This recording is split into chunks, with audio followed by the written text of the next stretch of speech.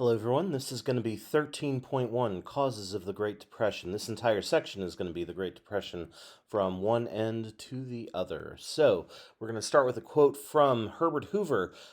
This is as he's becoming President of the United States about a year before the start of the Great Depression. He said, "We in America today are nearer to the final triumph over poverty than ever before in the history of any land. That is why you do not tempt fate," right there. So, our objectives, we're going to identify how the weaknesses in the economy of the 20s caused the Depression, explain why the stock market crashed in 29 and the crash's effect on the economy, describe how the Great Depression deepened in the United States and spread overseas, and identify the causes of the Depression and discuss how historians differ. So, let's first look at Herbert Hoover. We saw him last time back in the 1920s, but as we saw back then too, during this time, Americans had been on a buying spree. We had been buying lots of stuff. We'd been putting money into the stock market. We'd been doing just a whole bunch of stuff like this. And like we saw in the quote, people thought we had legit fixed poverty. One of those people being Herbert Hoover. Herbert Hoover became president of the United States in 1928 in a landslide victory where he promised a car in every garage and a chicken in every pot. And he was also, much like Warren G. Harding and Calvin Coolidge, a very firm believer that the government should stay out of the business. So here he is, our 31st president, Herbert Hoover, 1929 to 33, from Iowa. He was the former Secretary of Commerce. That was the only governmental position he'd ever had, although he had also fed Belgium during World War I. He had been a successful businessman and very popular. But he had never held an elected position before he became president of the United States. Another thing about him is that he lived overseas for a good long time, and one of the things he was able to do was speak fluent Mandarin Chinese because he and his wife had lived there.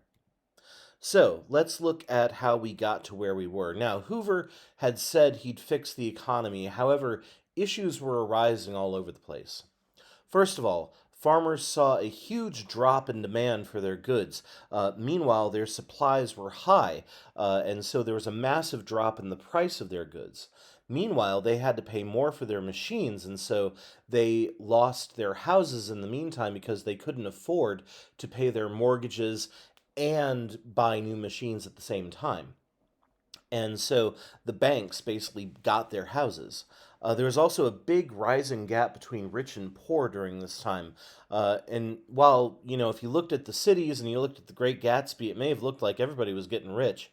The truth was that there was a very wealthy 1%, and they made as much money as about the other half of the United States. Part of the issue is that there was that less money people make, the less they spend, and the less they spend, the worse the economy gets. Rich people simply were not buying enough stuff to keep the economy going.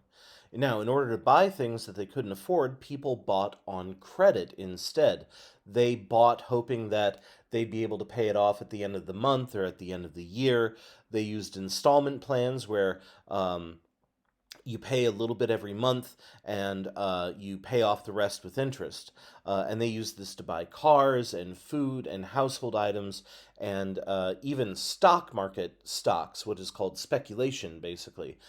They bought hoping that they'd be able to pay it off later. So the installment plan still happens today, but they try to keep it so that you don't spend all your money and then end up broke at the end of it. So let's look at the stock market crash of 1929. By the late 1920s, there were some warning signs out there. Stocks were going through the roof because people were basically spending money that they didn't have to buy stocks.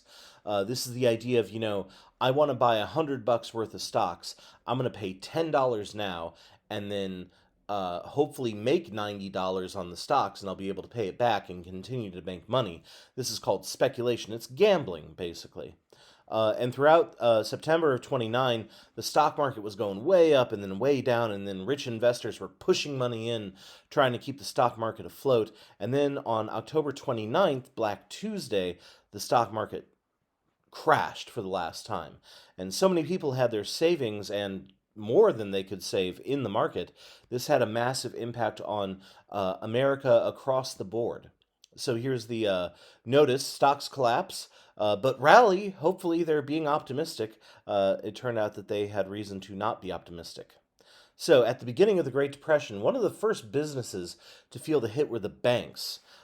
People tried to get all their money out of the banks once the stock market crashed, and back then your money is not insured like it is today in a bank. If the bank closed, you lost all your money if you didn't get it out first. So this led to a series of runs on banks where people would basically go there with like wheelbarrows and pick up all the cash they could, and once the bank was out of money, it shut down.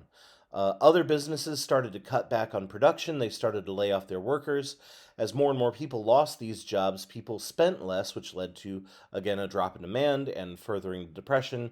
It's a vicious cycle. It keeps going on. And so people sold whatever they could, including this gentleman who is selling his very nice car for $100 because he lost it all on the stock market. Now, as the government is trying to protect American goods, they put high taxes on imported foreign goods in a very high tariff called the Hawley-Smoot tariff, passed in 1930. They hoped that this would get people to buy American.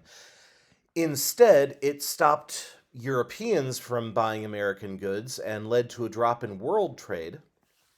And this was a problem because suddenly the Depression is not just an American issue, it is a worldwide issue with bank collapses and stock crashes all over the world, not just America. Now, as we look back on the Depression now, historians and economists have different ideas for why this happened. Some say it was we didn't have enough money.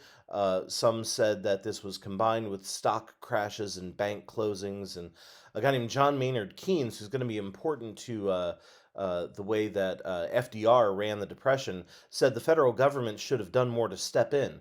That the reason the stock market crashed and the reason we had a depression was because the U.S. government was hands off at that point. Hoover certainly gets a lot of the blame, but the real reason is possibly all of these, possibly many other things. It's up for debate, definitely.